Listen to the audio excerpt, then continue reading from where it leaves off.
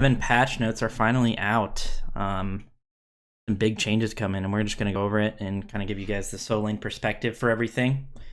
Try and dive deep into it a bit, give some nice analysis on some things, and on some other things we're just going to kind of just read it off so you understand the changes, and then move on, see what happens. So yeah, season 7. So a lot of times there's a new conquest map for each season. I think what they're doing now is every 3 seasons it's a new map, like assuming that there's going to be more seasons. Every 3 seasons is a new map, so next season will be a new map. They are adjusting some of the things on the map this season. They did it last season well with the addition of Totem, which has been really nice. And we'll talk about the stuff they're adding this season, but that's basically what they're doing. So this isn't a full new map for this season, but there are a lot of different changes and a lot of things that might affect the play. So we're gonna go over it, especially when it comes to the solo lane. So first off, I usually just like skip over the skins because I don't really care too much for them. I don't really buy them, or I care about them because all I really care about is competitive. But I will say, I say it all the time on stream, that the Smite skins lately have been really, really good. Even though I don't really I'm not too interested in it. That's not why I play the game. I know a lot of people are interested in them, and the art team for Smite, and I'm not a shill, I'm not getting paid to say this, is amazing. It's been really, really good lately, and I think some of the skins have been really cool. And for the skins that I do play, and then I just happen to have from some, I don't even know how I get skins these days, but sometimes it just pops up, and I'm like, oh, I want to play that skin. They're actually really, really cool. So yeah, Hindu, thanks for the 2 months, you little troll. Thanks for the Twitch primary sub. I know you waited to do that. So yeah, if you want to look at these skins, obviously I'm going to put a link to the patch notes in the description of this video, or if you're watching on stream right now, you probably can just go to Reddit and find it and follow along with me if you really want to, or just look at the skins if you're into that kind of thing. But yeah, like I said, skins, amazing lately. New DLC, I have no idea what this is. Again, I don't really care too much for skins and Battle Pass, so if you really want to worry about that, you can go read it.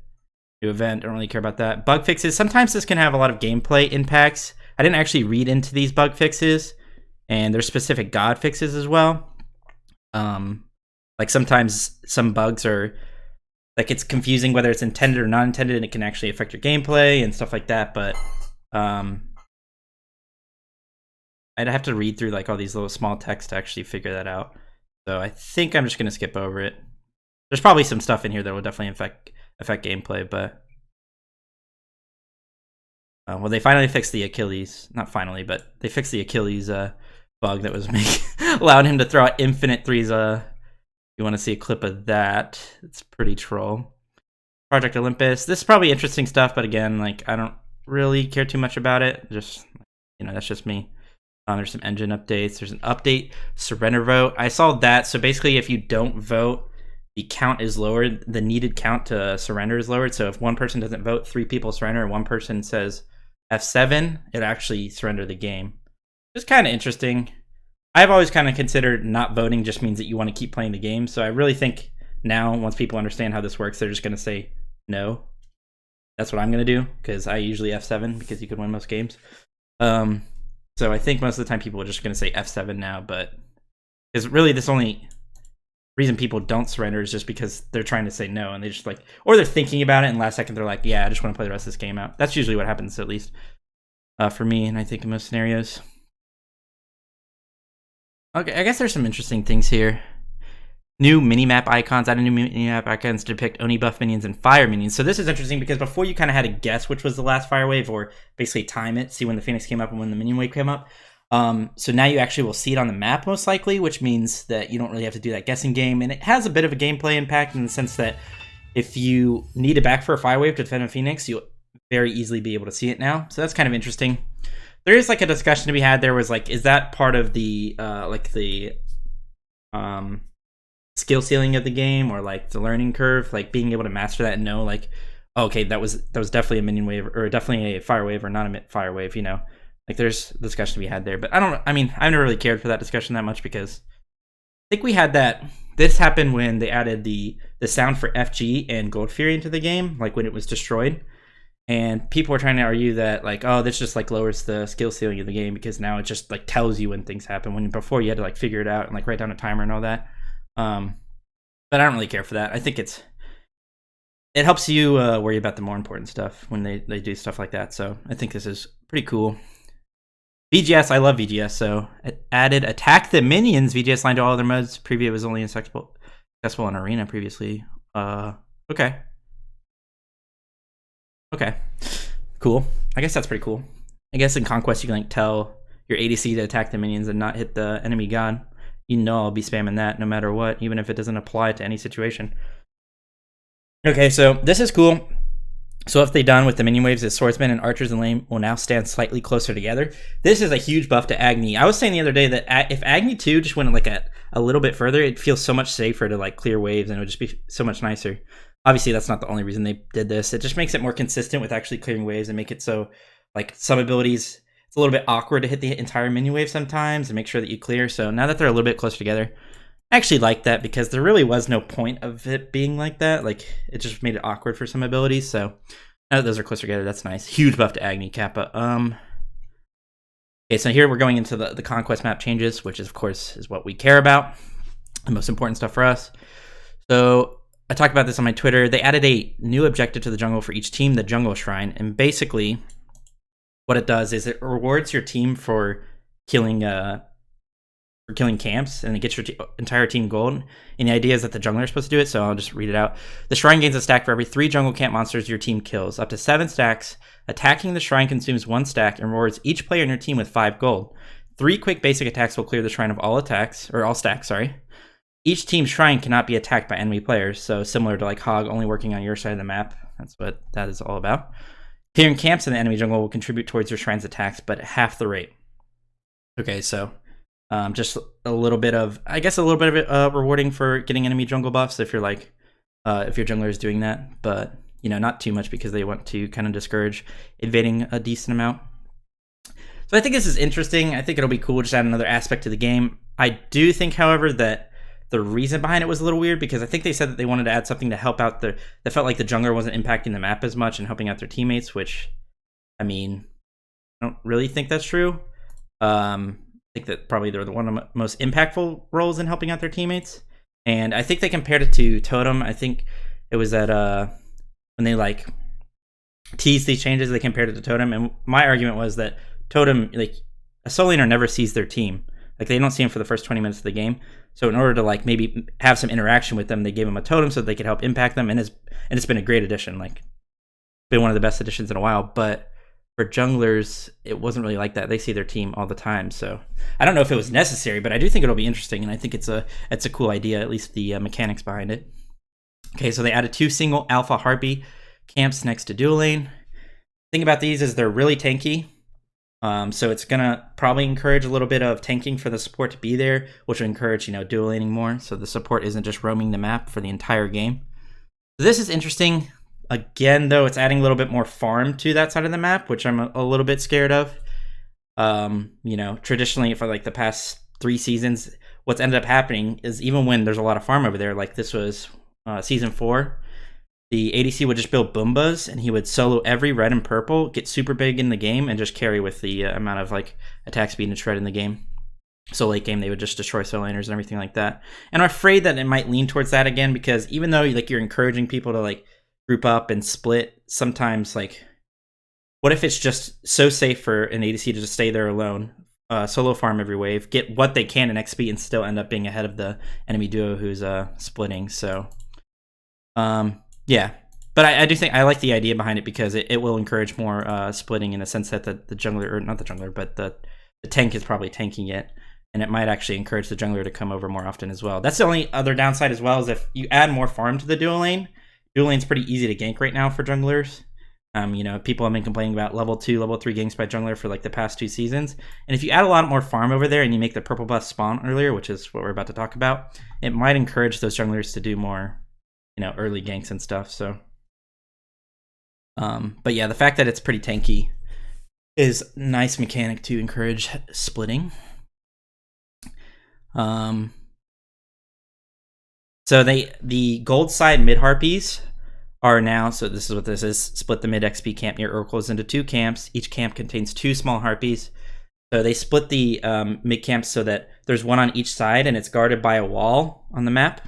I wish I had like a, can I open up a, let me see here. 11. Might Conquest Map. This one? Yeah, this is it. Tab. Okay, this is pretty good. Let me make this smaller. Okay, there we go. Cool. So they put a wall like right here. You guys can see my mouse, right? They put a wall right here and made it so each side has their own mid camps that they can do. Basically just giving the mid lane a little bit more farm, because traditionally, you know, the past few seasons, they've kind of been splitting a ton, either two-way splitting or three-way splitting with their jungler and their support respectively. So giving them a little bit more farm in mid, I think, is okay, because, you know, if they're gonna be splitting a lot, you kind of want to give them a little bit more farm so that they can actually keep up, because a lot of times the mages will be like 3 or 4 levels down on their ADC or their jungler or their solo lane, depending on the season and what's going on, which is kind of lame, and it kind of gives them a more of a laning phase. The fact that they can sit there and farm their own harpies and everything like that. Okay, so then the buff spawns. Speed is spawning at 20 seconds, so is the purple buff. So this is going to be interesting. Last season they did it for speed because they thought it would make it more safe. It would give a jungler a clear path to like where they should start and where they should go.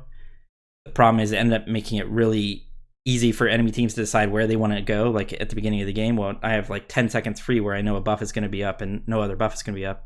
Like that's where a lot of the invades came from.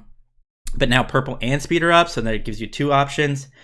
And the fact that purple is spawning at 20 seconds is going to encourage the support to be there early, but it also might encourage the jungler to be there early, like I was talking about before, and it might actually cause a bit of like some cheese starts. But the fact that Hog's in the game might, you know, counter that, and there's ways to play around it. It just makes things interesting, and it gives the teams options because both are spawning at 20 seconds, and yeah, I think it's just giving us more options and making the game a little bit more interesting.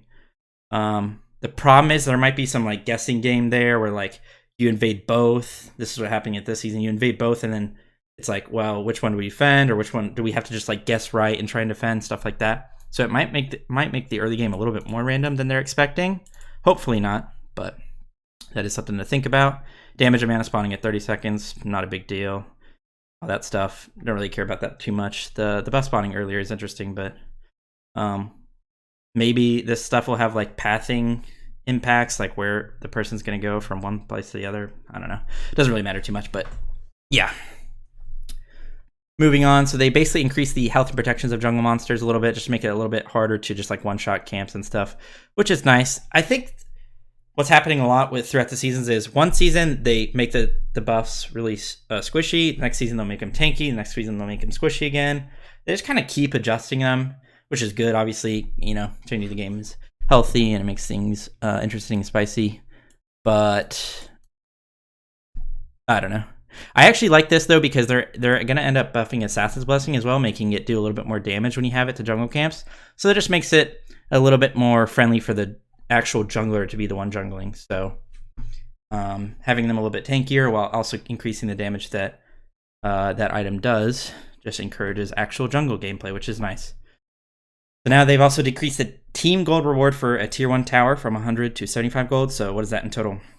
75 times 5, 375. Good math? Yeah, good math. Let's go. 375 gold for the entire team. Not bad. And then they also decreased it for from 300 to 250 for each person. What is that? 1250? Yep, 1250. Good math. Easy math, boys. So I think with the idea behind this is what they were talking about is that they're putting more things on the map to farm, like the Jungle Shrine, the Alpha Camp, I guess even Totem, you could say, because they did that last season. Just a lot of stuff around the map that's that you can farm throughout the game, which just puts more gold on the map. So what they wanted to do is reduce Snowball a little bit by reducing the amount of gold that you get from towers, so that you're not just getting, you know, 100 million gold by the 15-minute mark and ending games in 20 minutes, which can't happen right now. So I like that. I like the idea behind that. It shows that they're thinking about that very like one step ahead, if that makes sense. Like they're thinking one step ahead in the sense that while they're adding all this farm, they also want to reduce some farm so it's not as snowbally, which I like. It's good. Yeah, moving forward. Okay, this is my first big gripe with the patch notes is the totem. If you watch my stream, if you watch my YouTube or anything like that, which you obviously should. I mean, what are you doing if you're not? You know that like Totem has been amazing for solo. Like it's been a really good addition. It's really important. It really helps out your team. It feels impactful. All that good stuff. What they've actually done is they've nerfed the Totem, adjusted Totem of coup rewards, but in my opinion, it's a nerf, pretty big nerf. They decreased the team gold reward from 25 gold to 20, which is not a big deal in the grand scheme of things, but it does add up pretty quickly if you get 10 totems and you're losing, what is that, 25 gold per totem? That's 250 gold to your team lost, which I don't think was necessary. I really do not think it was necessary to nerf the gold reward for that. I mean, it's one of the ways that the solo laners can impact the team best, especially if they're winning lane. If they're able to win lane and get most of the totems, they should be rewarded pretty handily, I think, for that, and the way they impact their team. So the fact that nerfs gold is a little bit weird. I thought it was perfectly fine the way it was, at least the gold, or at least make it scale up. Make it scale up throughout the game. So if you get like a 12-minute totem, it gives you in your entire team 40 gold. You know, I don't know about the numbers on that, but you know what I mean. Like it just give them a reward for getting it later on. And then the MP5 buff scales over time with 3 tiers. I actually hate this because it grants 10 MP5 from 0 to 5 minutes. 10 MP5 is really not that much. It's like whatever, right? 20 MP5 from 5 to 10 minutes, which is, okay, that's decent. 30 MP5 from 10 to 15 minutes. Now, if you think about it, from 10 to 15 minutes, what items do people have? What items do they have? Well, the jungler probably has Transcendence and Teleria, so he doesn't need MP5. Why the hell does he need that?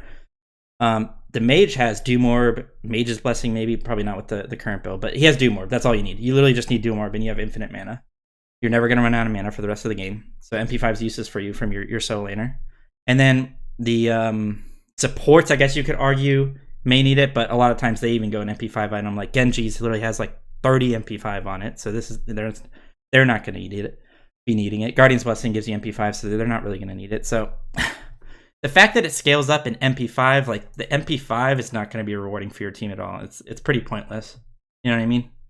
It might be helpful in the solo lane now that they're nerfing blue buff and all that other stuff, which I also have a gripe with, which I'll talk about in a second. But I don't really like this change. First, like big gripe with the changes so far.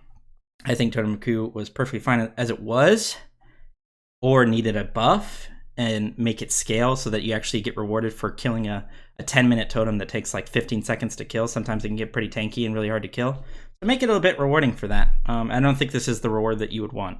Like I said, MP5 is so useless at this point in the game, for the most part. Let me get a sip of me water.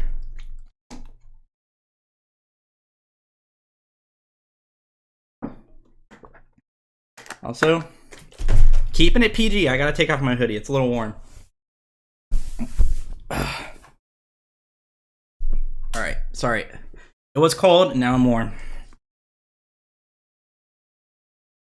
POS. No, we're good. We're good. Alright. So, moving on to jungle buff changes. 18 in charms, hell yeah. Dude, I am warm. I don't know why. I was cold, now I'm warm. It's probably something to do with this sickness I'm feeling. So, blue buff. Remove the flat 25 or 20 MP5 increase. Grants 2 MP5 per 10% of missing mana. So it's basically how Mage's Blessing works, I think. I don't really understand this. I think the idea behind it was that they were trying to, I guess I can read it. Solo lane is intended to have some tricky resource management. In Season 7, we want to make mana management more important. This fits in line well with our changes to health management through items and consumable adjustments. I think what they're trying to do here is encourage the, basically just more micromanaging of your resources and make it, because everyone always says solo lane is like where the littlest thing could change the way you win a fight or anything like that, which is pretty true. So they're trying to do that a little bit more with reducing the mana that you get back, so you have to be a little bit more conservative with it, or a little bit more, I guess, cognizant of what you're doing when you're trading in a fight. The only problem with this is that it might encourage being a little bit AFK, like in the sense that it may encourage you to be a little bit more cognizant of how you're trading. It might encourage you to just be a little bit more AFK and be conservative and never even trade because you're just going to use all your mana and stuff like that. I'm not saying that's how it is. I'm just saying it might have the opposite effect that it's intended to have. So I don't think, blue buff is pretty trash late game, like for a solo laner. You're not like, it's not like you really need blue buff first of all. You're not really like, oh, I didn't have blue buff that fight, and that's part of the reason we lost, or it didn't really impact that much. So it's supposed to be good early game, right? And I don't know. I just kind of think this was unnecessary, to be honest. Moving on, red buff, they removed the 5% power bonus versus enemy gods. Pretty good. Red buff is like probably the best buff in the game because, well, increase pretty sick. And they're just nerfing it, which I think is good. Helps reduce snowball. This is a little bit weird to me. They added 10% crowd control reduction. They said speed buff, which is definitely yellow. Hi, this is the first time I've ever subbed to somebody. Really? You're going to interrupt me? Thanks for the 15 months, buddy. I appreciate it. So speed buff, which is definitely yellow, is getting a new staff CCR to help make junglers harder to lock down. In this way, we can improve the buff, but with lower risk of creating high snowball situations. While I agree with that, I don't think it'll create a high snowball situation. It just kind of seems like out of left field. Like they want to improve the buff because a lot of people say that buff or that speed is like pretty bad right now, which is probably true, but it seems like 10% crowd control reduction is just kind of out of left field. It may be okay though. It's not really that big of a deal. And then purple buff. So they basically just changed it back to what it was before, which is attack speed. Making it so the actual hunter wants it. I mean, purple buff before with the prot reduction and aura is really nice. So I think people liked it before, but the fact that it is specifically for hunters makes a lot more sense because that's, that's where they want to be. So basically it just gives them 10% attack speed now, and they remove the prot reduction in the aura. So Hellbound, thanks for gifting a sub to Carlos. Welcome to the Fonza family, Carlos. Appreciate it. So yeah. Buff changes I'm not a big fan of, just mainly because the ones involving Soul Lane I don't really like. I don't think this blue buff changes were necessary. And again, it may have the opposite effect than it's intended because, I mean, we want to be able to kill each other. The past 2 seasons of Soul Lane have been pretty stalemate. You haven't been able to solo each other. It's been pretty boring. People just sitting under tower doing all that, all that great stuff. And this might actually make it worse because you can't just actually poke people out. You have to be more conservative with like doing damage to people and trying to actually punish them and stuff like that. So kind of the same thing I said about the Chalice situation. But anyway, we'll move on. So Joust, do not care about that at all. Dual Clash Assault, do not care about that at all. Hughes probably is interesting, but can't be arsed to read it. Anyway, moving on to items.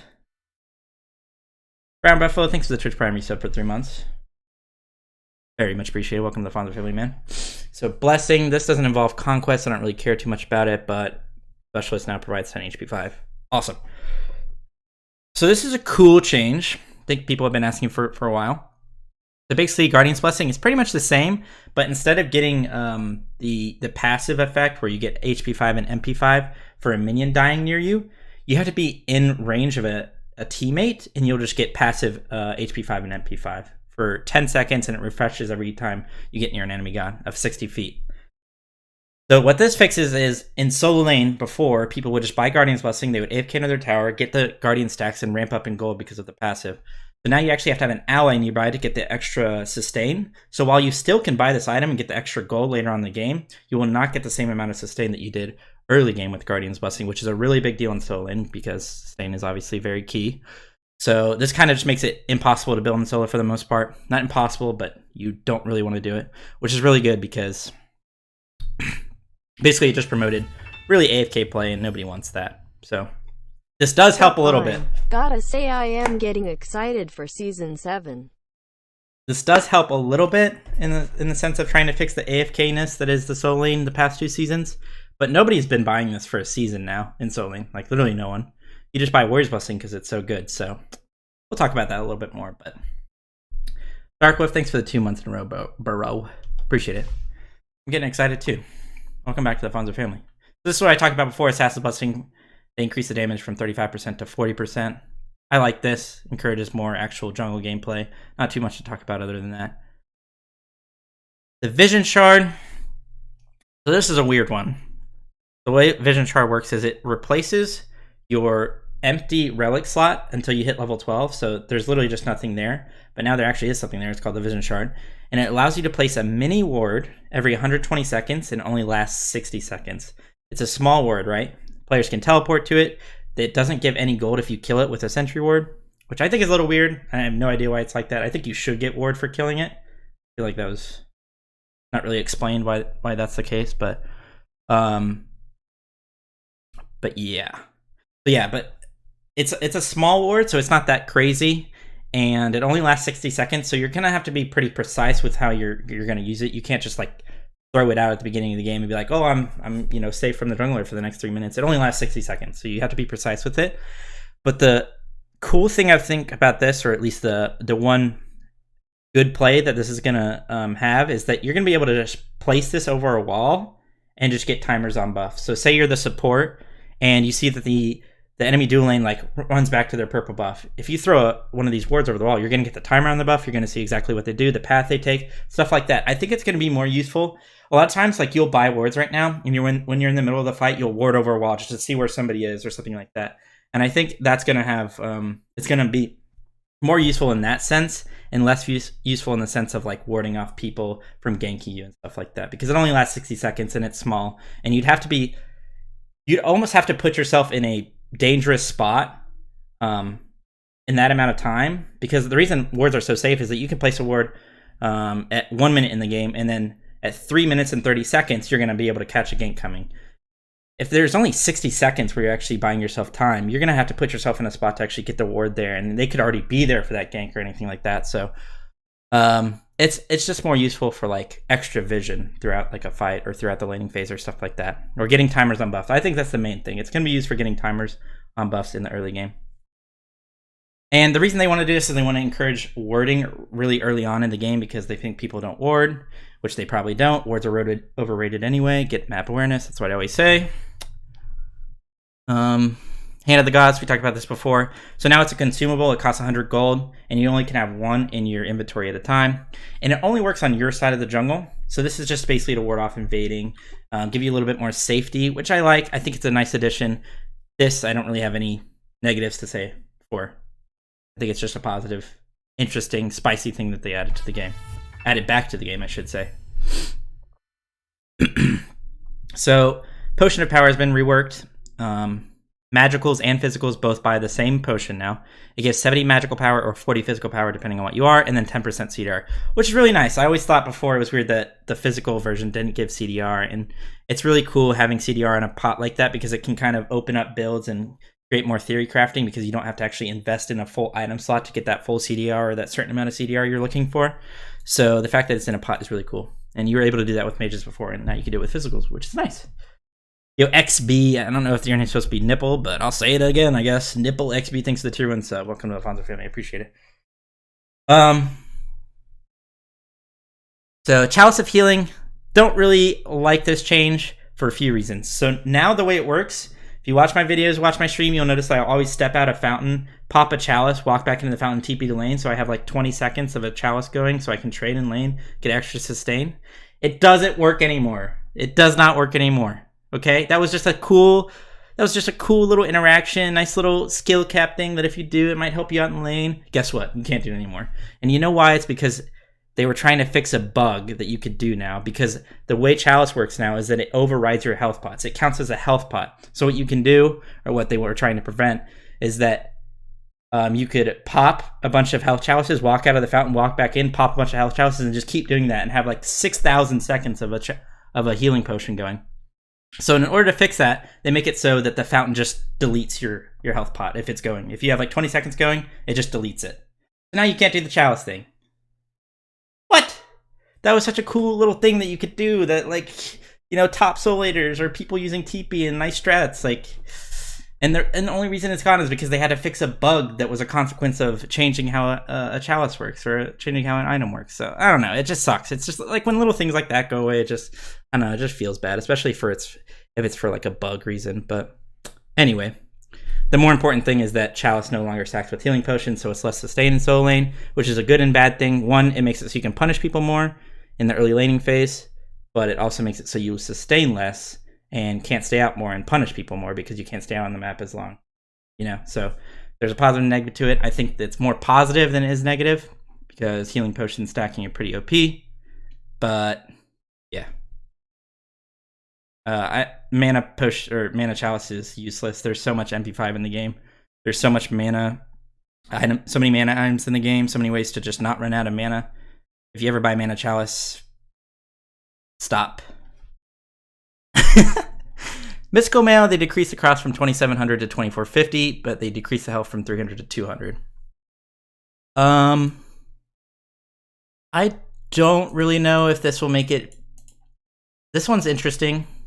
I think it might help the item be bought a little bit more because that's a reduction of 250 gold. That's quite a lot, and it might be it might help out like pretty aggressive soul laners that can get a lead early, like Kakoen, who doesn't need to like rely on like a breastplate for mana or CDR or anything like that. Maybe get that early on, or certain gods in that style. I think it might be bought a little bit more. If it still has a CCR on it, which it does, I'm pretty sure they didn't mention any change of that, then I actually do think it'll be a pretty good item, and I think this will be bought a little bit more. Witchblade, increased health from 200 to 250. I don't think that's going to change anything, honestly. Still going to not be bought. Shoguns, this one's troll because I remember they changed it from 25% to 20% a while back, and now they're changing it back from 20% to 25%. They don't really explain why they did that either. And there's already a lot of attack speed items in the game, so I'm a little bit confused by this. And the item was already being bought, so I'm even more confused by this. It was already good. I'm not really sure. It's not bought in soul lane, it's bought by supports because it's a support item. So they buffed it back to 25%. It's kind of a back and forth there. Sov and Heartward are definitely not good compared to Thebes. You don't really need to go them. Your support build should just have Thebes plus other really good items like Relic Dagger, which allows you to use your relics more often, and relics are really impactful, so you'd obviously want that over a Sov or Heartward.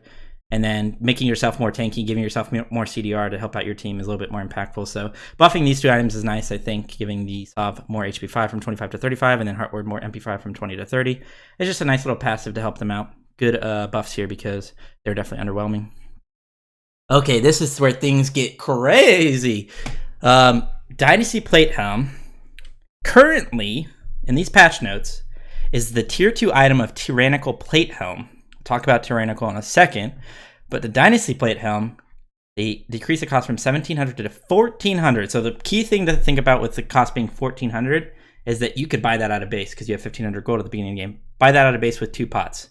The stats it gives you are 40 magical power, 30 physical protections, and 50 health. No pen anymore, which is whatever. You get 50 health, 30 prot, and 40 power right out the gate. I think that's going to be OP. That's going to be too cheap to buy right out of spawn. I do not think it should stay like that. It should at least be 1500, so you can't get pots with it or something like that if you really want to invest to like rushing out of base. Whatever, not that big of a deal, but I think they should probably change that. Make it so you can't just buy that right out of the base and already be super tanky and annoying. So then Tyrannical Plate Helm costs 2400 gold, gives you 85. So remember, this is built from Dynasty Plate Helm now. Dynasty Plate Helm is the tier 2. This is the tier 3. It costs 2400 gold, 85 magical power, 40 physical protections, 100 health, 20% CCR. Dude, I just feel like they just throw stats on things these days. They're just like, yeah, I mean, I really want to see if this item will do well. And we kind of like the passive on it, but to really ensure that people will buy it, let's just throw on another 100 health and a 20% CCR as well. Oh, and then the passive, it also gives...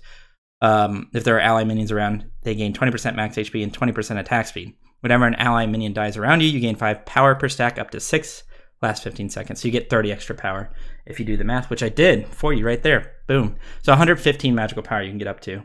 Also getting 40 physical prot, which is nice. Combined with 100 health, 40 first prot plus 100 health. That's a decent amount of effective health for a pretty cheap item.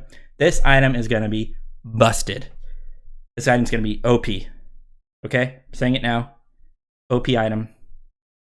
Which sucks because I thought we were like trying to like reduce we're trying to reduce the fact that you can't kill each other. If you go Guardian solo with this item, how are you ever killing this person? They're probably killing you more than you're killing them. If you go, I mean, you could rush this item, but even then, if you go Warrior's Blessing and then rush this item, like based off the stats, item's OP. I'm sorry. Speaking of OP, I have to pee. I'll be right back. Intermission, chat. Intermission.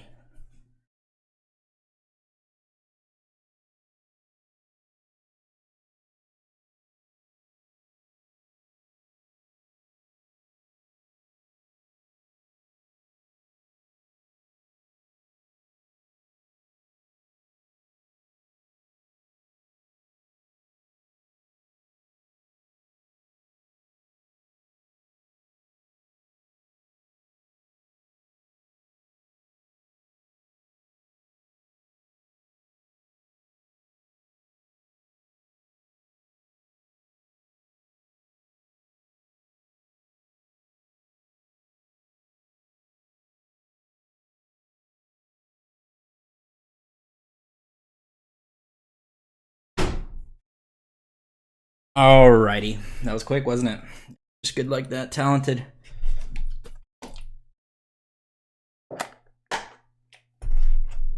Alright. And we're back. Okay, moving on to Stone of Foul.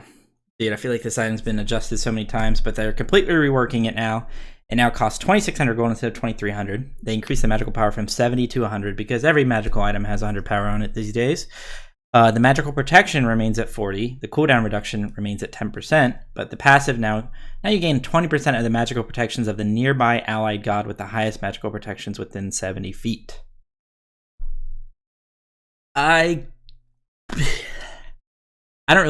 feel like maybe this is like a good mid lane item when they have like a magical enemy jungler, or maybe they have like a trio magical where it's like double guardian and magical like ADC or something like that, and you just really want to get a little bit of defense while still getting a little bit of damage. The fact that they keep buffing bruiser items, I think, or like changing bruiser items to make them more of a focal point is a little bit weird. I think bruiser items are kind of they're kind of hard to balance in Smite, really. And this one, I mean, I'm not too worried about this item. I don't think it's like that crazy. Not as much as Tyrannical Plate Helm. The Tyrannical Plate Helm. I'm going to start freaking putting some emphasis on that. Anyway, yeah, Stone of Foul. I think it's cool, but not really that crazy, I feel like. Just pretty situational. And then Ring of Hesate? Hesate? Hecate? Hecate? Hesadi? Hecate? Something like that. We all know what it is. Hecate. Okay, there you go. So this is basically the Aussie version for mages. It gives you 80 magic. It costs 2,600 gold. I always want to make sure that I say the cost of it, because honestly, cost is pretty much probably the most important thing when it comes to items. Sometimes a shit item that has really good cost effectiveness can be a really good item. So cost is really important to talk about. So it costs 2,600 gold, which is like a decent amount. That's basically what Bancroft's cost, right? I think maybe 100 more. 80 magical power, 20% attack speed, 12% lifesteal. And the passive, when you hit enemy god with a basic attack, gives you 1 stack of 2% lifesteal, stacks up to 5 times, and stacks last 5 seconds. So you just basically get more lifesteal the more autos you hit. So if you're autoing a minion, because it works on enemy gods, so you can't get that on minions. That's nice. So basically, it's just an item for magical ADCs, which people were complaining about, but the magical ADC items right now really aren't that great. And depending on the physical changes and how the meta shakes up, this may actually be like a nice change for them. So I'm not really too worried about it. Although I am worried about Freya being really good, so maybe the fact that this is like an indirect buff for her, that might be concerning, but whatever. What is this? Is this Sharon? Like Sharon? Like my mom's like friend who they go to yoga with? Or is it Sharon? Sharon? Like the religious text? Quran? Karan? Karan. Karan. I feel like I'm yelling at my car to turn on. Car on. Okay. Karnes Coin. This is an interesting item. I like the idea behind the passive. It costs 2,700 gold, 80 magical power, 20% magical penetration, 20 MP5. Honestly, I'm not even going to read out the passive. I don't care. Shamans Ring, they removed it from the game. It's no longer a thing. Shoes of the Magi, they decreased the cost from 1,600 to 1,550. They also removed the pen, but then they increased the magical power from 55 to 75. So it no longer provides pen. All it does is give you like a decent like magical power spike. I don't really see this being bought ever over Shoes of Focus. Shoes of Focus were already the focus of most mage builds right now. Like everybody's building them, even with the 10 pen, which is 10 pen is much better than 20 power. Let's make that clear. So the fact that this is a thing now, I think these are just going to be bought pretty much every time. Although the fact that Shoes of Focus are a little bit more expensive is something to think about if you're ever in like a scenario where you just backed and you really don't want to wait for that gold, or you're just in an awkward spot and you need the power spike right away. Probably go this, and it'll still feel good. 75 power is pretty nice early. It will honestly help with clearing and stuff like that. But I think Shoes of Focus are going to be focus. Sorry, I just made that joke twice. Oh goodness, I've already been going for 15 minutes. I'm about to have to go through all the magical items. Should I even go through the magical items or just say what they're doing?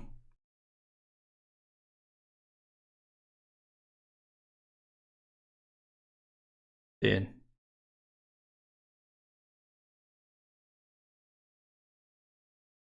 Okay, I'm just gonna give you like an overview of what they're doing for the magical items because I'm not gonna go through each one. Except for Spear of the Magus because it's got a completely new passive. So now the passive for subsequent hits of the same ability, they deal 5% increased damage, stacking 6 times. So you can stack up to 30% increased damage by the end of the ability's damage. So like Merlin, Kakoen are going to make really good use of this because they have dots. And, you know, basically any god with multiple dots is going to do well with this item. And it now provides 75 power, which is cool. But for every other item, basically what they've done with magical items, if you haven't already learned by watching somebody else or saw it on Twitter or anything like that, is they've removed flat pen from magical items and just given them percent pen. The cap now for percent pen is 40% unless you have Obsidian Shard, which can get you over. And basically what they kind of wanted to do here is kind of smooth out the power spikes for mages because currently mages do no damage to tanks for the first 15 minutes or basically before they get Obsidian. And once they get Obsidian and Soul Reaver and stuff like that online, they do way too much damage to tanks. They literally just one-shot them. It feels like tanks builds are half their build is just completely useless, right? So they're trying to smooth out the power spike in that sense, so make it so a lot of items have percent pen on them. Basically, it's just 10% on each one.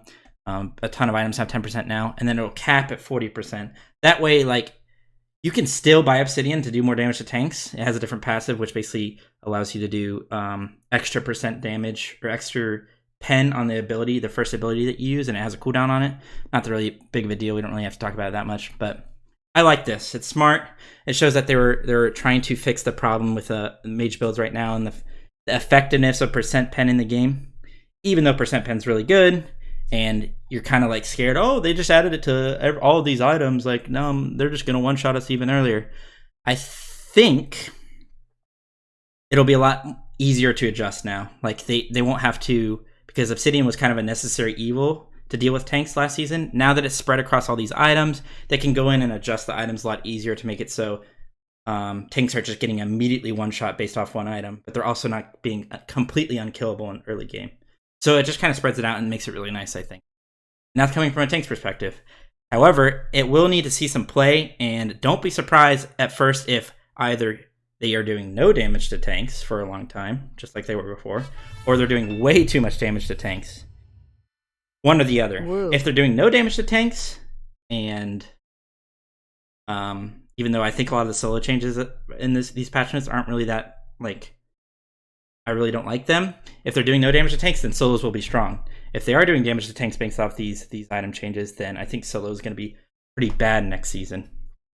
But of course they can change it. Like I said, I think this just makes it more consistent and easier to deal with. So, Anarchy, thanks for the 13 months in a row. I appreciate it, man, very much. Welcome back to the Fonzo family.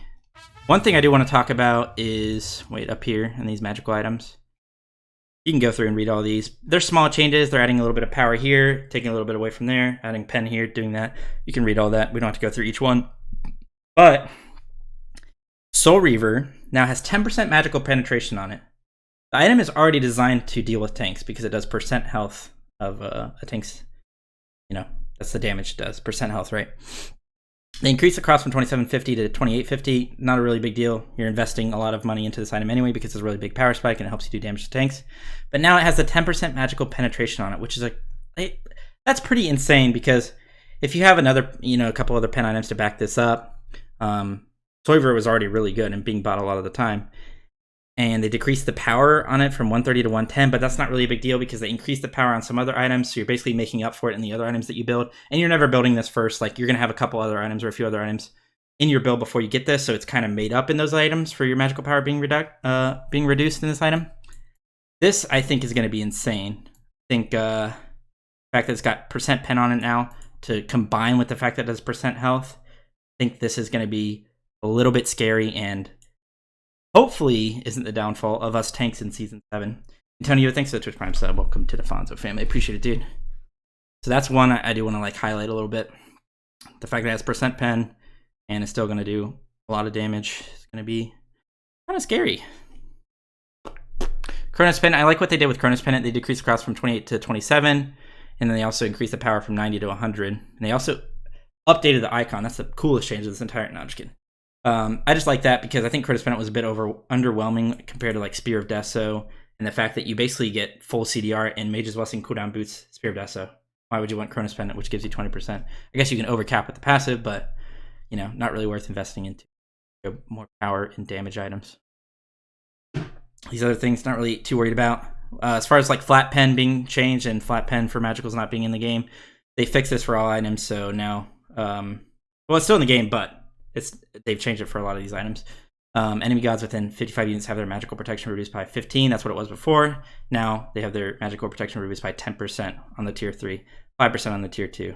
So this is interesting because this is kind of a nerf to Guardians and like base damage in general. Because before with the flat pen reduction, 15 when you're a Guardian going on an enemy carry or enemy jungler or anybody that just has like 30 or 40 magical prots or anything like that or lower, that pen is really, really effective for your base damage. Basically, you're making it so your base damage is getting closer and closer to true damage, and it possibly could be true damage if you had pen boots before, ward, or Void Stone and like Stone of Binding. You're doing true damage with your base damage, which is just crazy because base damage of Smite is really, really high. So this is actually a nerf to those aspects of Smite, which I think is good and healthy for the game because base damage has been dominating Smite for so long. This makes it so 10% of a carry's protections, if they have 30%, 10% of that's 3? Wait, did I say 30%? If they have 30 prots and you're taking away 10% of that, 3, right? You're taking away 3 protections. That's nothing. Like, that's not that big of a deal. And it's making it so you're not getting to that true damage easier. So I think this is overall pretty healthy. I actually really like these changes. 3. Why are you saying 3 question mark? Did I do the math incorrectly? No, they did not touch Doomor, which is a big deal. Doomor was like kind of OP, and I think it's just gonna be bought every item or in every build next season. But whatever. Yeah, overall, I think these magical changes are really nice because not only is it nerfing the fact that base damage just one shots carries by going a bunch of pen, just flat pen, and still being like bruiser and tanky and everything like that. But it's also making it more smooth in the fact that you're not just buying Obsidian Shard and all of a sudden doing a ton of damage, thanks, whereas before you were doing no damage without it. So, cool changes. They nerfed Stone of Binding. They reduced the physical and magical protection reduction from 15 to 10. Still a flat, basically a flat pen item, so it's still going to be probably bought on those bruiser magicals because 10 pen's still really nice. We talked about it before. But I think it probably deserved a nerf. Yeah, it probably. So the shield is basically the physical rod of Asclepius, and it costs 2,500 gold. It has 30 physical power, 35 of each prot, 100 health, and allied gods within 70 units have their healing increased by 10%. If you have taken or dealt damage in the last 5 seconds, their healing is increased by 15%. I don't know if this stacks with Rod of Asclepius. Not really sure. It'd be interesting if it did. Kind of a cool item. I guess it's a nice little addition. I think it spices things up, gives a little bit of build variety and stuff like that. But anti-heal is still really good in Smite, so I don't know if it's really going to be that big of a deal. Cursed Blade costs 1250, 75 health, 10% attack speed, 5% movement speed. They basically just increased the effectiveness of the tier 2 because it was pretty bad before. Kind of a nice tier 2, 1250 for those stats. Like, might be some theory crafting there when it comes to like starting this item or something like that. Not really sure. Probably not, because the tier 3 of it really isn't worth it. There's some big changes down here. They said it doesn't stack? Okay, it doesn't stack with Rod. Interesting. So it does not stack with Rod of Asclepius, that item. Keep that in mind. Kind of just makes it worse.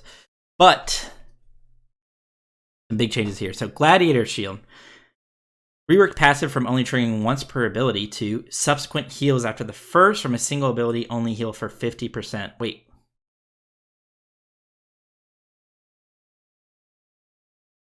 Okay, so basically it's the same. Subsequent heals after the first from a single... I read the first thing. I mean, I read this earlier and I kind of like already knew what I thought about it, but I'm reading the first thing and that confused me. Reworked passive from only triggering once per ability. Once per ability per god?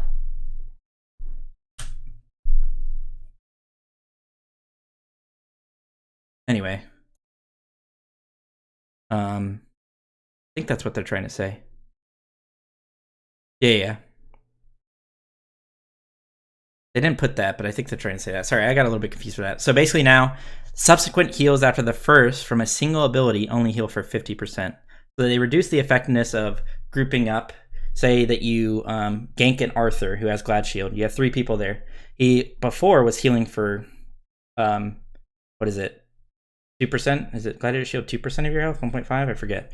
Either way, you heal for it multiple times to its true effectiveness every time that you hit all the enemy gods in that group.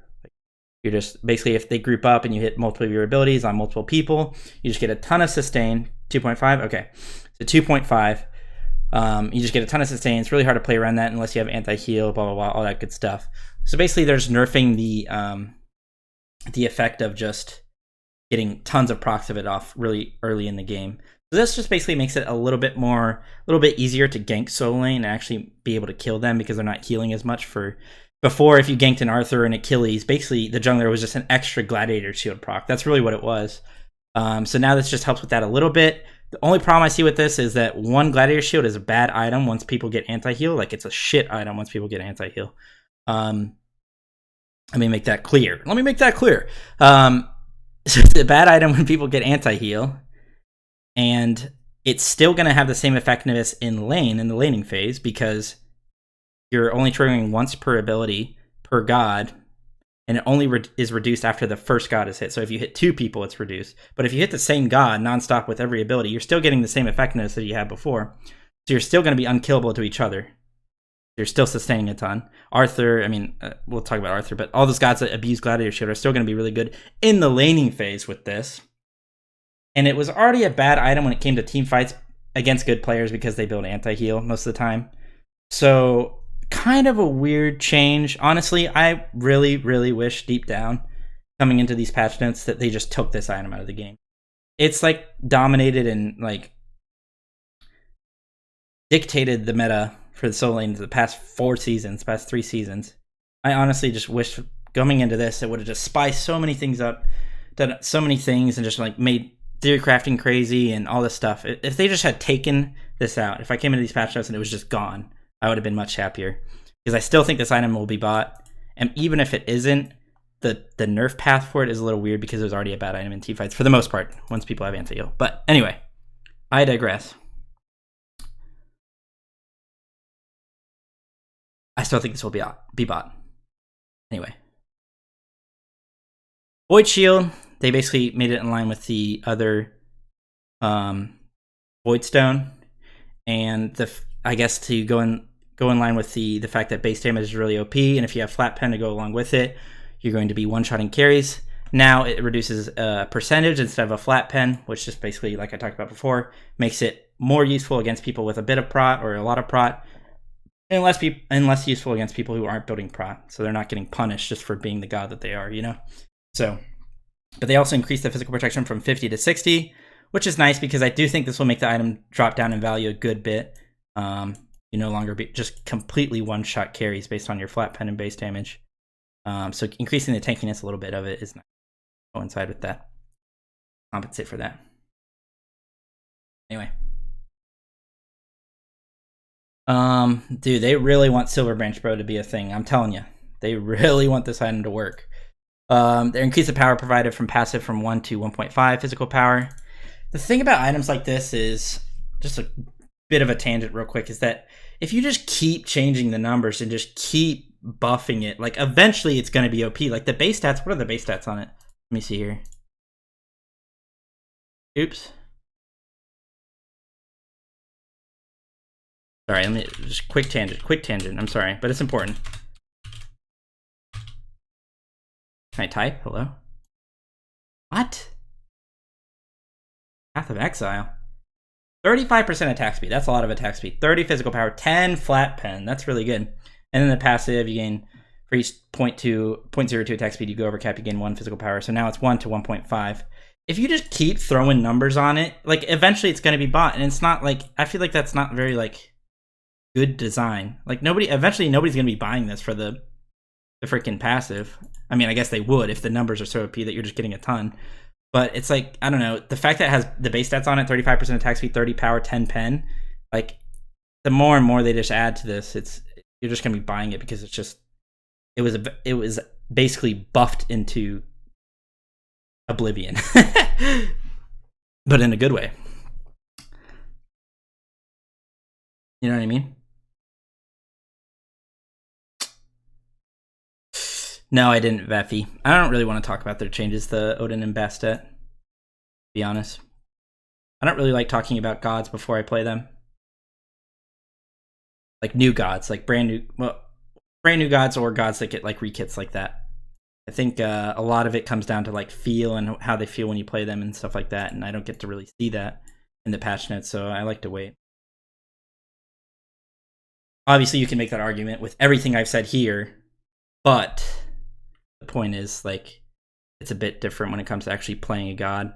And you could make that argument, and you'd probably be a bit true. Like, a lot of these things I'm saying may end up being incorrect, but a bit of a pro analysis just to hype the game up and get a nice feel for what's going to happen, I think is good anyway. Anyway, I don't know. Too many tangents. Buff into existence. That's how you. So Executioner, they basically are reducing the amount of percent pen that physicals get as well. Reduce the physical protection reduction from 12% to 10% per stack, so up to 30% instead of 36%. And then they decrease the percent pen from Warrior's Bane and Titan's Bane from 15% to 10% and from 40% to 35%. Obviously, I'm a big fan of this. I think that percent pen items in general have been pretty ridiculous, even for physicals.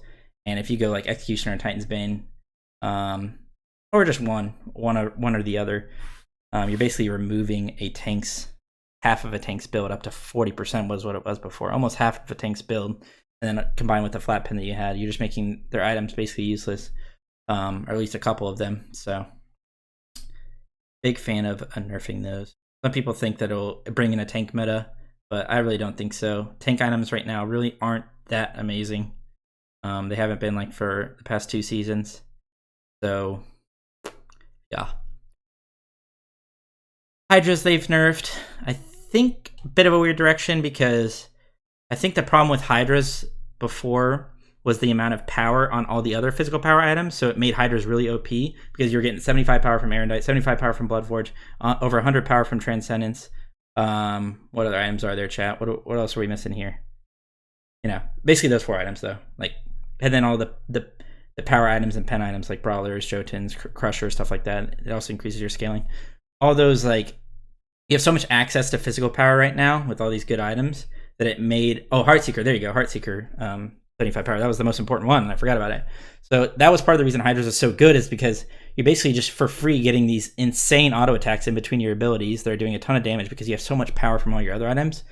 So this, I think, is a little bit misguided of a nerf. I think it would be better to nerf the power you get from the other items, because Hydras I don't think was exactly the issue. I think it was the fact of all these other items. And you don't even need to go Hydras for that to work, by the way. Like, you could just go all those power items and have Heartseeker, and you will do a ton of damage anyway, even with your autos.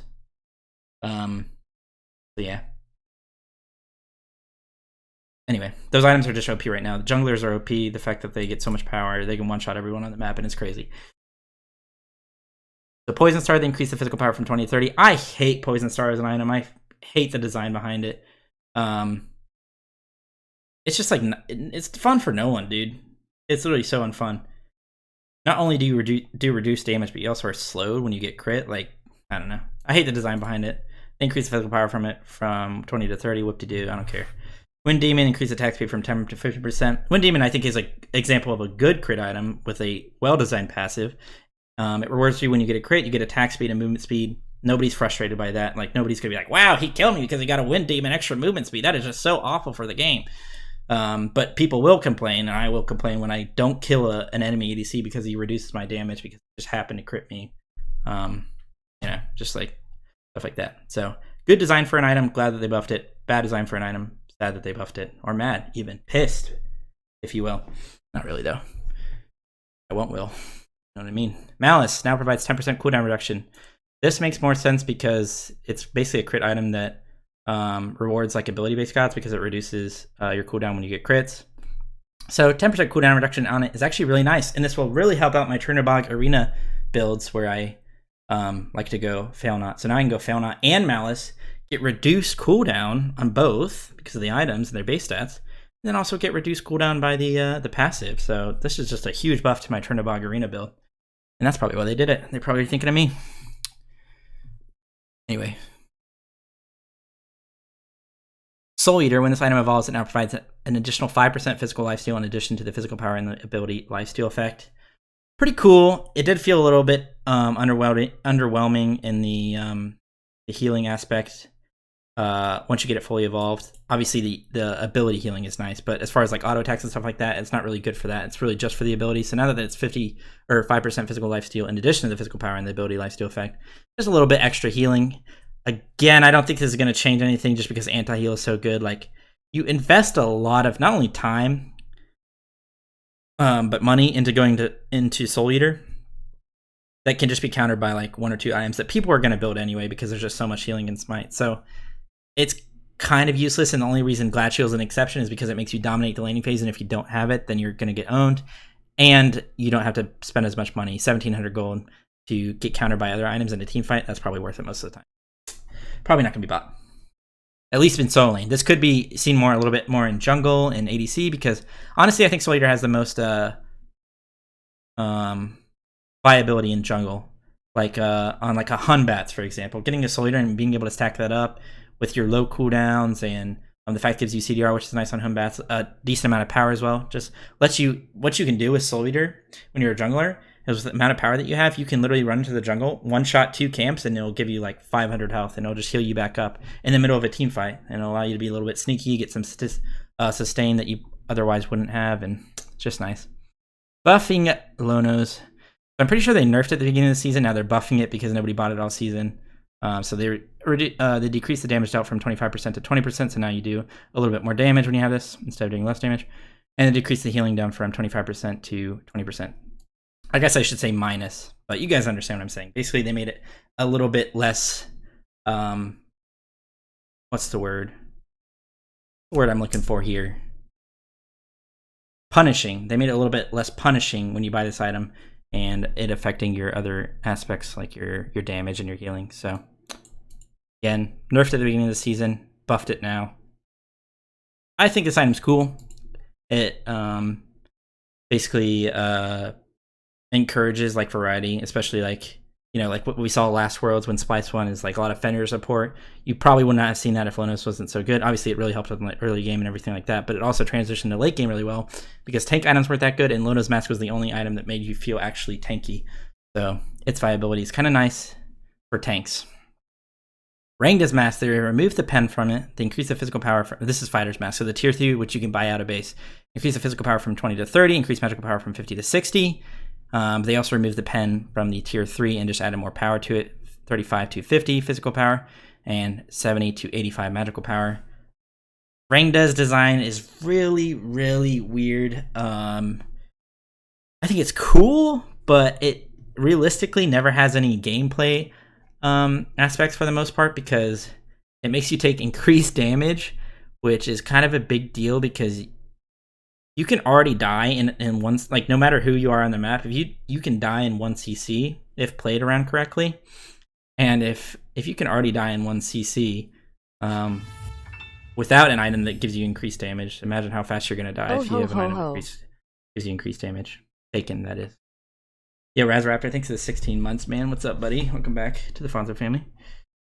But yeah, the pen is obviously better than the power that you're gaining, so this item I think just got a little bit worse. And it was already pretty bad. So as far as Odin and Bastet, I'm not really going to talk about them. They've got rekits. I talked about it before. I don't really like to... I like to get a nice feel for the god, because a lot of it comes down to the feel and like the quality of life and like the animation timing and all that stuff when it comes to god. So I don't really like to talk about them when they've been rekit or if it's a new god. I'd rather play them first and then give you an opinion on it. But a quick opinion of both is that Odin, I'm glad that they reworked. In general, I'm glad that they reworked, because he's like a very, very well-known god just throughout like culture and everything like that. And he was really underwhelming and really frustrating to play against and play with. With his old kit, he still may be that. He may be even worse now when it comes to like frustration and playing against him. But at least he'll be impactful and feel like, you know, like a real cultural god that everyone knows and kind of is attracted to when it comes to Smite. Bastet, kind of on the opposite end, I think that Bastet was in a fine spot before. I really liked her kit. I really like playing her in solo, and I don't think she exactly needed these changes, but who knows? Maybe it'll end up being better for the game. Okay, now to some god changes. This is where things get interesting. Not really though, but kinda, if that makes sense. So Achilles, Radiant Glory, which is this 2. Wait. This is 2, right? Yeah, it's his 2. Sorry. I don't know why I got confused there. So they decreased the physical power buff from 10% to 14% to 6% to 10%. Cool. Awesome. Still going to be absolutely OP. Kind of. I mean, it's a step in the right direction, but we're going to need to take 2 or 3 more steps to actually get to where we want to be with that. I think they could have gone with... This is a nice little nerf. They could have gone with one other nerf, like decrease the base damage on his 3 by a little bit, or decrease the healing that he gets from his 2, or something like that. Just put two nerfs together, and then I'd be a little bit happier and be like, okay, we can see where it's at after these 2 nerfs. He'll still probably be good, but he maybe just a little bit less impactful.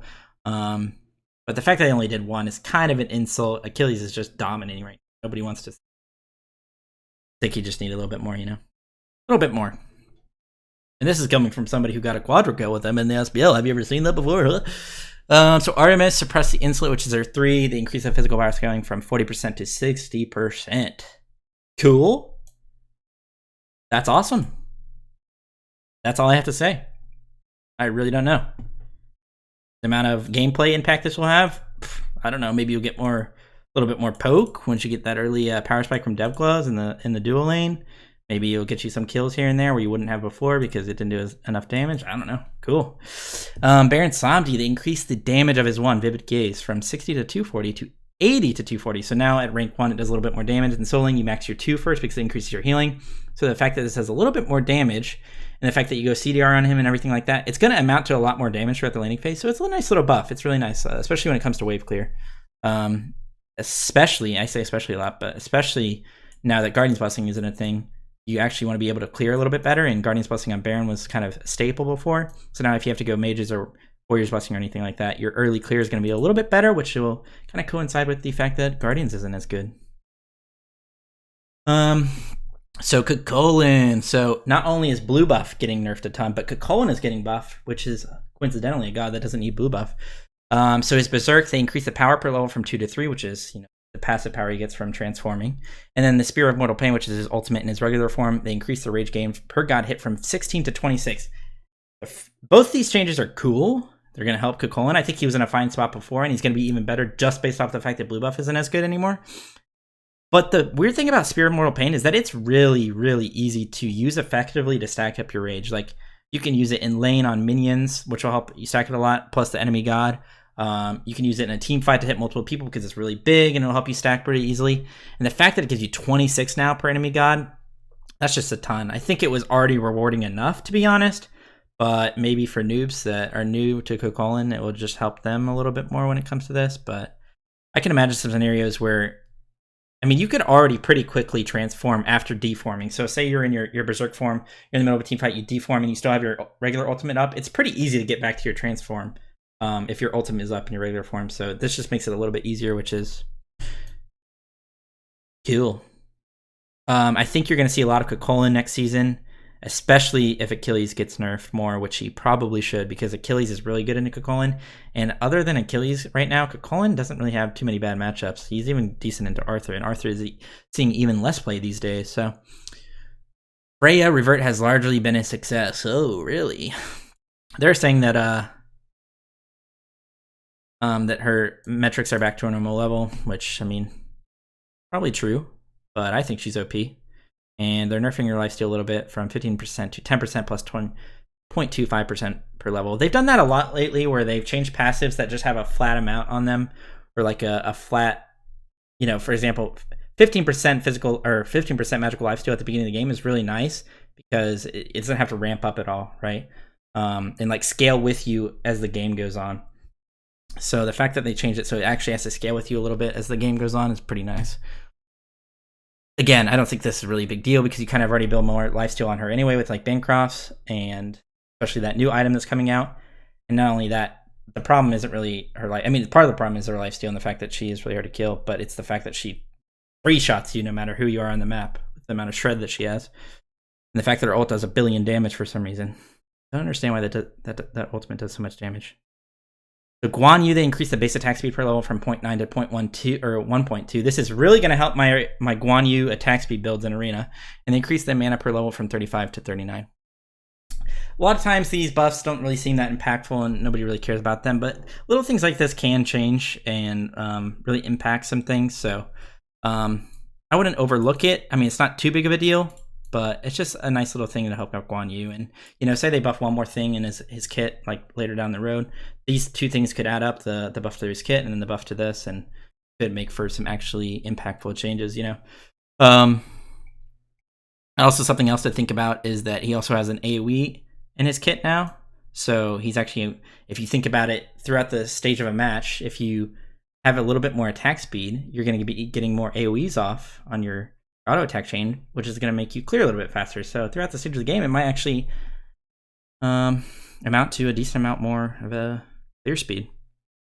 Hades increased base HP from 450 to 475, increased HP per level from 80 to 85, and then they also gave him 10% damage mitigation in all ranks, in addition to the protections he gains from his ultimate. How many procs does he get in his ultimate, chat? Somebody tell me. Isn't it something absurd? 160 each, 320 in total, so he gets 160 each. Now he also has 10% damage mitigation on it? Bro. 160 each, right? Just making sure. I just making sure because that seems like a lot.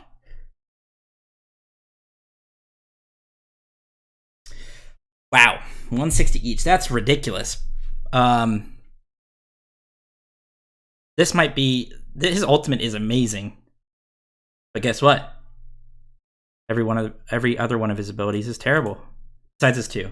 Hades 2 and ult are really good. His 1 and 3 pretty bad, especially when it comes to team fights.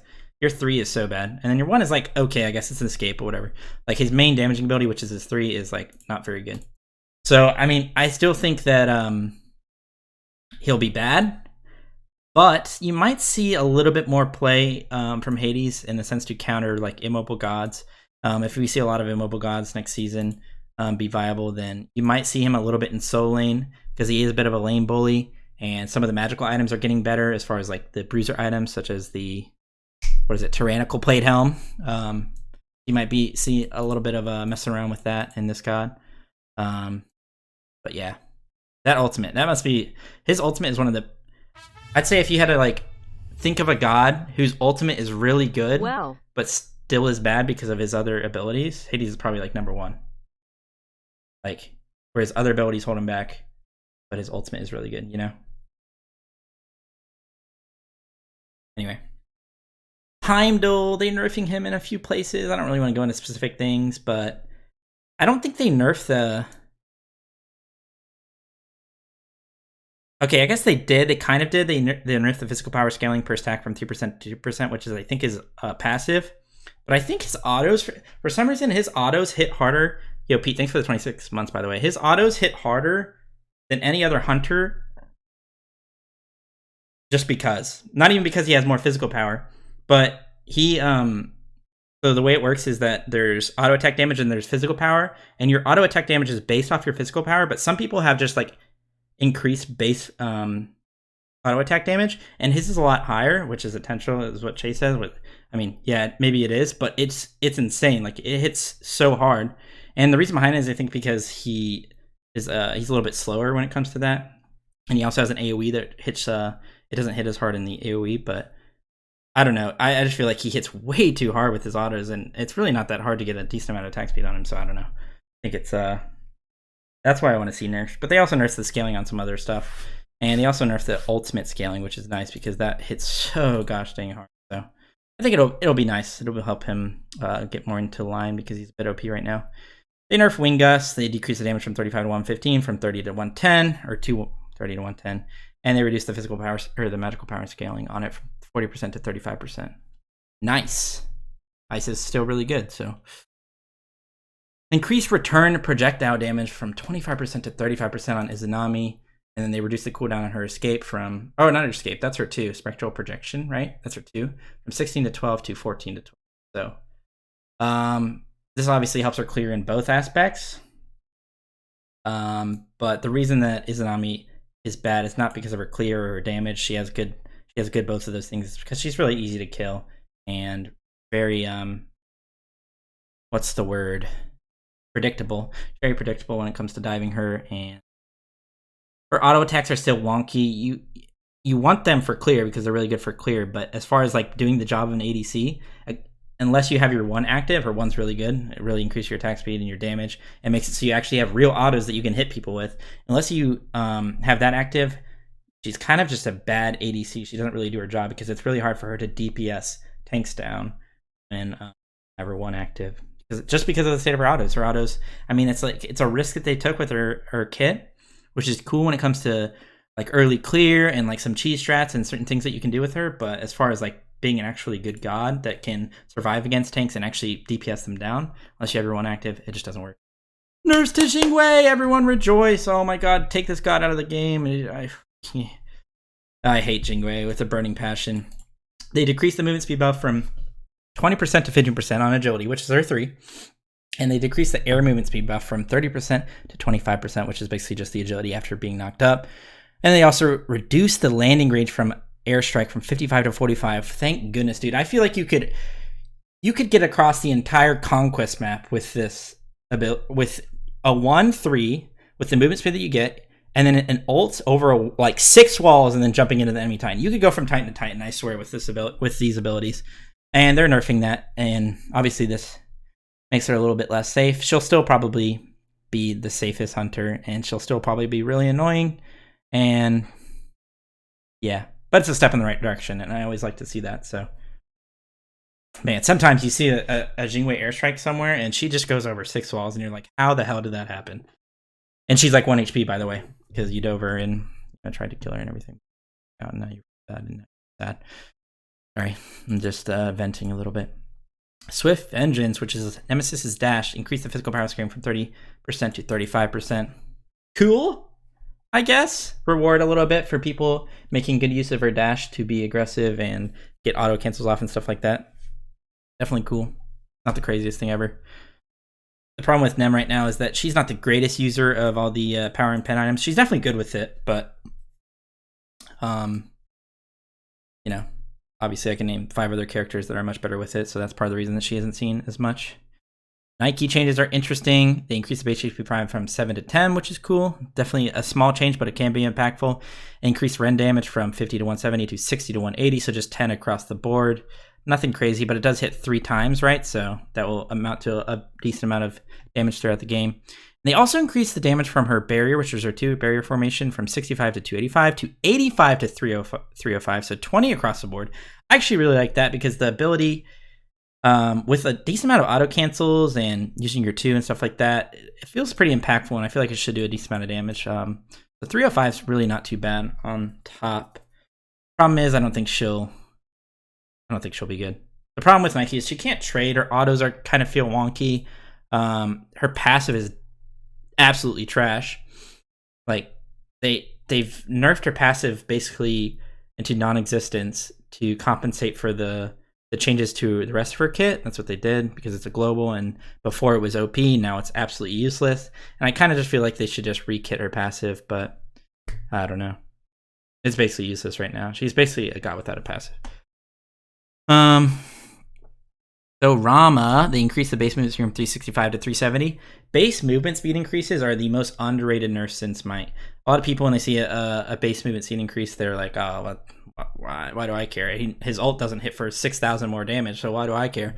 But honestly, if you think about it, in the grand scheme of things, throughout a Conquest game, that extra 5 movement speed is not only going to help you get across the map more, like it's not only going to amount to more distance traveled throughout the entirety of a game, but it also helps you get away from people who are chasing you down and creating distance for people that have maybe less movement speed than you or the same movement speed, keeping up with them and all that. So little things like that are actually really impactful, and It's a nice little buff to him. I think Rama's kind of weird because he's a good god. I'm not an ADC, so I can't really speak too much. I actually think that he's probably viable, but I'm not really sure. You have to ask an ADC on this. I think he's pretty good. And he's a fun god. Honestly, Rama is probably one of the coolest, most balanced, like just well-designed gods for the game. He's a traditional hunter. He's very simple in what he does, but he still has a lot of mechanics as far as like hitting his ult all the time, getting nice like 360s off with the cripples, being able to dash in certain areas, using your one to shoot people through walls. Like it's simple, but it's like it's still complex in a way, and I don't know. He's just a cool god. I really like Rama. Rama now starts the match and respawns from death with a full quiver of arrows. This is pretty cool. I think the respawn from death is the important thing because if you start the match with your full quiver of arrows, you're basically getting them anyway. You're regenerating them or getting them at the beginning of the game, just by like the nature of walking out on the map and waiting till minions spawn. But I guess maybe you can play up in lane really quickly now because you have a full quiver of arrows. You can like slow people down and get a lot of poke off. But the respawning from death with them is really nice because now you can actually don't have to wait for getting your arrows back after you die. And then Astral Barrage, for some reason this costs 140 at max rank from 100 to 140. Now it's at 80 at all ranks. They've honestly done this a lot lately with a lot of characters, but I think previous design teams, one of the ways that they nerfed and buffed or did whatever with gods is that they really adjusted mana costs. And a lot of the abilities in the game before it just costed a ton of mana. Like you could think of Vamana I think in 2 seasons ago. Every single one of his abilities cost like 100 mana at max rank. It was just ridiculous. And I think the current design team and maybe the past couple of seasons, they've kind of been trying to adjust that. So now instead of 100 to 140, it does 80 at all ranks, which is nice. I think abilities costing a ton of mana, even when they're just like standard, like Astral Barrage is like a good ability, but it's not like so rewarding that it's OP. You know what I mean? It's not like an absolutely insane ultimate like Olaran Ult or something. The fact that it would cost 140 at max rank is just kind of like, why? So it being 80 at all ranks is pretty good. The fact that it costs 20 less at the base as well is pretty good. Good changes for Serket. Not good changes for my Serket solo because this is definitely a nerf, but good changes in general because Serket's kind of a dumb god. They decreased the Death Bane damage from 60 to 140 to 50 to 130, so 10 across the board, but this hits 3 times, so it ends up being 30 less damage, which is really good. And then Last Breath decreased the damage and added physical power scaling. This is a really smart addition because right now, if you build tank on her, your ult hits for true damage, obviously, for 660 base damage, which is just crazy. So now you actually have to build power to be rewarded for doing damage with your ultimate because it has 55% power scaling on it. And then they also reduce the base damage from 140 to 500 instead of being 180 to 660. So 160 at the top of the max rank. Really big deal. Just a good change. It helps nerf the god being brain dead and being built bruiser and just running around doing whatever she wants, or being built full tank and still running around doing whatever she wants, being super tanky while still one-shotting carries. So healthy for the game. This is an interesting change. I actually don't know why they did this. I think Wukong's in a fine spot right now, especially with the recent buffs to him. They recently They recently buffed his passive so that he actually gets it. It remains for 10 seconds after he goes down into the threshold, no matter what. So if you ult into the air, if you get your passive before you ult, and you land on somebody, you get that extra power, and it makes your ult hit for a ton. And they're also increasing the base damage of the ult, so it's going to even hit harder now. It's going to go up to 500 at max rank instead of 400, which is just crazy. They also gave an attack speed slow along with the movement speed slow on his Master's Will. I mean, cool. It's cool. I think it's more important that it will help with like diving ADCs. He's already good into auto attack soul laners, so this just helps him a little bit more into them. Like he's good against Blona, he's good against Osiris, he's good against Erlang. Like he can be played against all those characters pretty effectively, and this just helps him a little bit more for that. Maybe it helps. They don't actually show the numbers on it, which is weird. I don't know. They've been pretty specific with everything else. I don't know why they're not showing the numbers for this. If it's like a 30% attack speed slow, like that's pretty sick. If it's a 15% attack speed slow, it's like, oh, okay. Like, okay, but yeah, anyway, like I said, I don't think these changes were really warranted. The problem is I think the other gods were just a little bit too good, so. And then last but not least, my favorite god, my freaking bread and butter when it comes to this point. God, everybody should know how to play at a good level. Thor, Anvil of Dawn, his ultimate has increased cooldown from 90 seconds to 110 down to 90. So the more points you put into it, the more reward you get for the cooldown. Cool. definitely a good buff when it comes to jungle because he's kind of OP there. Make him a little bit less impactful across the map, just running around, getting his ults off, and doing whatever he wants across the map and being super impactful. Definitely good nerf. It also goes in line with like Rat ult because they did that with Rat ult. I'm pretty sure his ult is the same way. It's 110 to 90 or something like that. But yeah, and apparently that's it. Holy cow, my voice is shot. It is shot. But we got through it all. Maybe I rambled a bit here and there, went on some tangents, probably, I don't know, stumbled over my words and maybe didn't make sense at times, but hopefully you got a good feel of what they're doing this patch. I'm excited for Season 7. As far as when it comes to solo lane, I'm a bit skeptical. I tweeted this out. I'm a bit skeptical when it comes to the solo lane changes. I'm afraid that solo lane is going to be a lot worse next season. Not only do I think that they didn't really resolve the problem, the fact that solo laners can't kill each other and that you're really tanky and you can't really punish people for being stupid in the laning phase, to put it bluntly. I don't think they really resolved that at all. And I also don't think that solo lane was... For the first 20 minutes of the game, you are really hard to gank and you're really hard to deal with, and you can be really impactful, especially when it comes to getting totems and making nice impactful rotations and being really hard to kill. But you get a lot of times right now with the current map and everything like that, you get stuck in your lane really hard, and people can keep you in lane. Like, bad players can keep you in lane by just sitting there and like hitting. I don't want to get into that, but basically you just get stuck in lane a lot. So even for the first 20 minutes of the game, you get stuck in lane so much that your presence isn't really that known across the map, apart from like totems. So I'm a bit afraid next season with the fact that dual lane has more farm, mid lane has more farm. Depending on how the items work out and seeing how much damage they actually do to tanks will be pretty important for this. If they do less damage to tanks, then it's obviously a buff to solo. If they do more damage to tanks or it's the same, I think solo is going to be pretty shit next season. And yeah, I'm sad that they didn't take out Gladiator Shield. I'm sad they didn't change Warrior's Blessing at all. I'm sad that they nerfed Totem. That was, I think, silly. I don't think the problem of people being unkillable is going to be changed at all. I think you're still going to go with Warrior's Blessing. You're going to rush maybe Glad Shield. You're going to rush any tank item. You're going to rush Berserker's Shield now because Berserker's actually gives you a ton of mana sustain. It gives you 1% per auto. So you're not even going to have to worry about the blue buff being nerfed, even though I think the blue buff being nerfed was a bad thing. I don't think they should have done that. If you want to, you can go Berserkers after Warrior's Blessing, and obviously it gives you a little bit less physical prop, but it gives you a ton of sustain as well, so it makes you really hard to kill. So you're still going to be unkillable to each other. Yeah, I feel like a lot of these changes were misguided for solo. At least right now, that's my opinion, and I could be wrong on it. And I said it's just a bit of a skeptical feeling for me. I'm not 100% on it, but I am honestly not too excited for at least the solo lane changes. Everything else, I'm actually pretty happy about, which is weird.